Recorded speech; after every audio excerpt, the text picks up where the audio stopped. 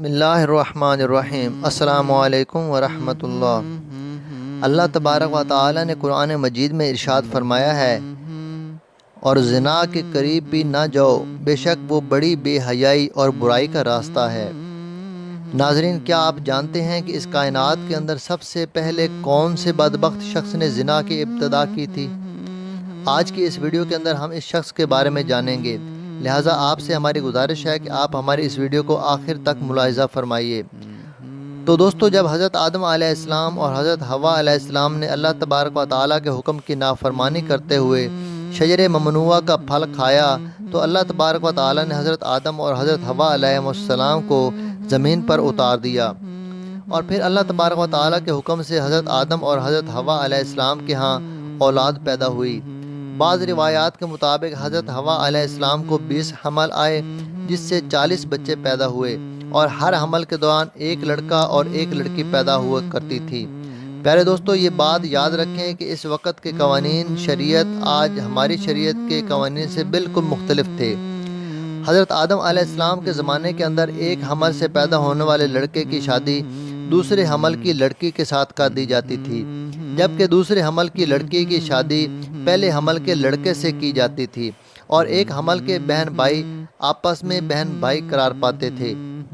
پیارے دوستو، پھر اسی دوران حضرت آدم علیہ السلام کے ہاں قابیل اور حابیل پیدا ہوئے۔ چنانچہ قابیل کی بہن عقلیمہ بہت زیادہ خوبصورت تھی، جبکہ جو لڑکی حضرت حابیل علیہ السلام کے ساتھ پیدا ہوئی تھی وہ اتنی خوبصورت نہیں تھی۔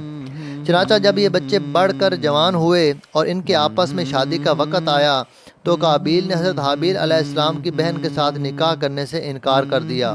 اور کہنے لگا کہ یہ تو بالکل خوبصورت نہیں ہے، میں اپنی بہن عقلیمہ کے ساتھ ہی نکاح کروں گا۔ یہ معاملہ اس قدر بڑھا کہ حضرت آدم علیہ السلام نے حکم دیا کہ دونوں بھائی اللہ تبارک و تعالیٰ کی بارگاہ کے اندر اپنی اپنی قربانی پیش کرو۔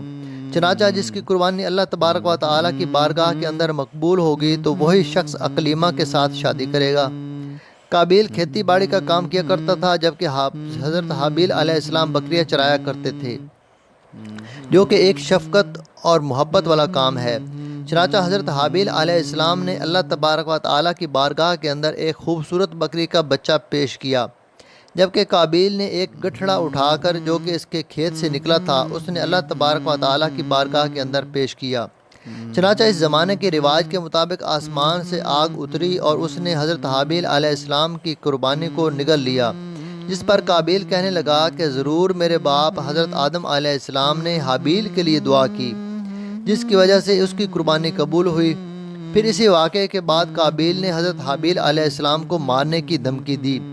روایات کے اندر آتا ہے کہ حضرت حابیل علیہ السلام قابیل سے زیادہ طاقتور تھے، لیکن آپ نے اللہ تبارک و تعالیٰ کے خوف کی وجہ سے فرمایا کہ اگر تو مجھے قتل کرے گا تو میں تمہاری طرف تمہیں قتل کرنے کے لیے ہاتھ نہیں بڑھاؤں گا، میں چاہتا ہوں کہ قیامت کے دن تو میرے گناہ کے ساتھ آئے۔ چنانچہ ایک دن قابیل نے غصے میں آ کر حضرت حابیل علیہ السلام کے سر پر پتھر مارا،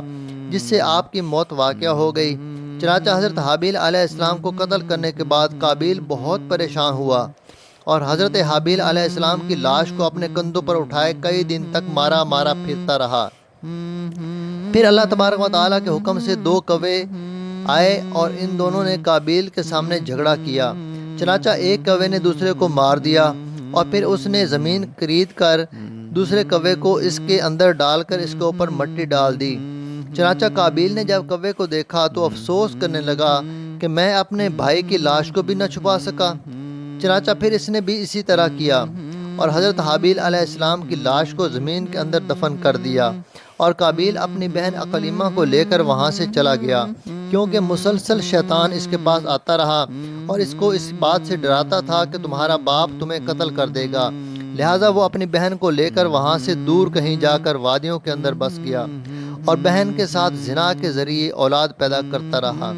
اس واقعے کے بعد حضرت آدم علیہ السلام بہت زیادہ مغموم رہا کرتے تھے، اور آپ اللہ تبارک و تعالیٰ سے دعا کیا کرتے تھے کہ یا اللہ تبارک و تعالیٰ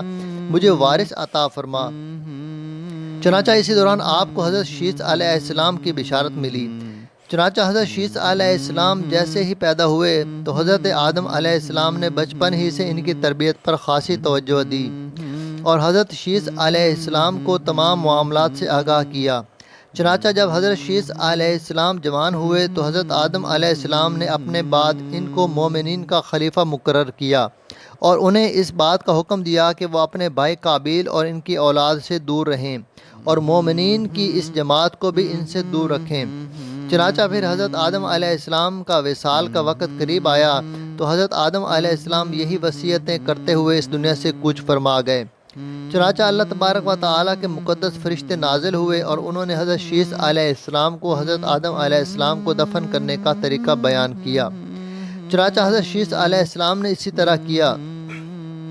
پھر اس کے کچھ عرصے کے بعد آپ کی والدہ حضرت حوا علیہ السلام کا بھی اس دنیا سے انتقال ہو گیا۔ اس واقعے کے بعد زنا کی ابتدا ہوئی۔ اس کے بارے میں بنی اسرائیل کی روایات کے اندر ہمیں یہ ملتا ہے کہ قابیل اور اس کی آل و اولاد ایک وادی کے اندر رہا کرتے تھے۔ چنانچہ ایک دن شیطان ان کے پاس ایک غلام کی صورت میں آیا اور ایک شخص کے ہاں اجرت پر کام کرنے لگا۔ چنانچہ تھوڑا عرصہ گزرنے کے بعد اچانک وہ غلام عجیب و غریب کام کرنے لگا اور طرح طرح کے اور نئے نئے لباس تیار کرنے لگا اور ان کو مزامیر اور گانے باجے کے آلات بھی بنا کر دکھانے لگا اور ان کو ایسی آوازیں سنائیں جو انہوں نے آج سے پہلے کبھی نہ سنی تھیں۔ چنانچہ وہ لوگ جو پہلے ہی حق سے دور تھے وہ اور فسق و فجور کے اندر مبتلا ہو گئے اور انہوں نے اپنا ایک دن عید کا مقرر کیا جس کے اندر ان کی تمام عورتیں برہنہ لباس پہن کر اور زمانہ جاہلیت کی عورتوں کی طرح نیم اوریاں لباس پہن کر آتی تھیں اور مردوں سے اختلاط کیا کرتی تھیں۔ حضرت شیث علیہ السلام کے ساتھ رہنے والی مومنین دور ہی سے ان گانے باجوں اور مزامیر کی آوازوں کو سنا کرتے تھے۔ چنانچہ ایک دن ان میں سے ایک شخص کے دل کے اندر خیال آیا کہ کیوں نہ میں جا کر دیکھوں کہ آخر یہ کیا معاملہ ہے۔ چنانچہ اس شخص نے چوری چھپے وہاں سے ہجرت کی اور عید کے دن کہ جس دن قابیل اور اس کی آل اولاد فسق و فجور میں مبتلا ہوتی تھی وہ شخص وہاں پر پہنچا اور اس نے وہاں پر جا کر عورتوں کو دیکھا کہ وہ بہت زیادہ حسین و جمیل تھیں۔ اس حوالے سے روایت کے اندر آتا ہے کہ حضرت شیث علیہ السلام اور ان کے ساتھ جو مومنین کی جماعت تھی ان کے مرد زیادہ حسین و جمیل اور خوبصورت تھے اور ان کے ساتھ ساتھ جو عورتیں تھیں وہ بظاہر اتنی زیادہ حسین و جمیل نہیں تھیں، جبکہ قابیل کی آل اولاد کے اندر مرد انتہائی بدصورت تھے جبکہ ان کی عورتیں اور لڑکیاں بہت زیادہ حسین و جمیل تھیں۔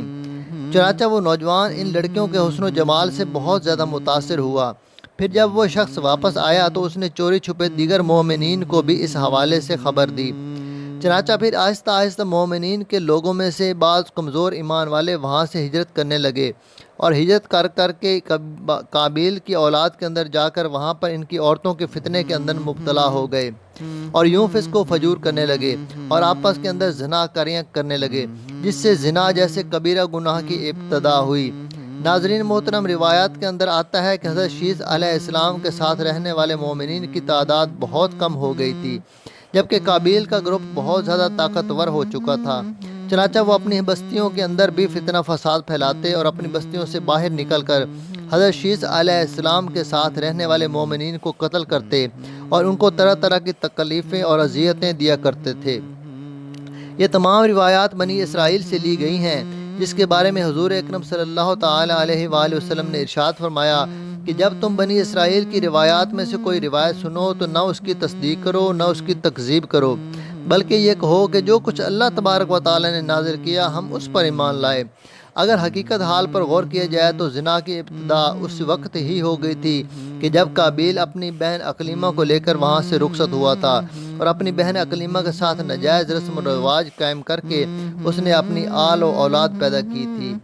اللہ تبارک و تعالیٰ سے دعا ہے کہ اللہ تبارک و تعالیٰ تمام مومنین کو زنا جیسی لعنت سے ہمیشہ ہمیشہ کے لیے محفوظ رکھے، آمین۔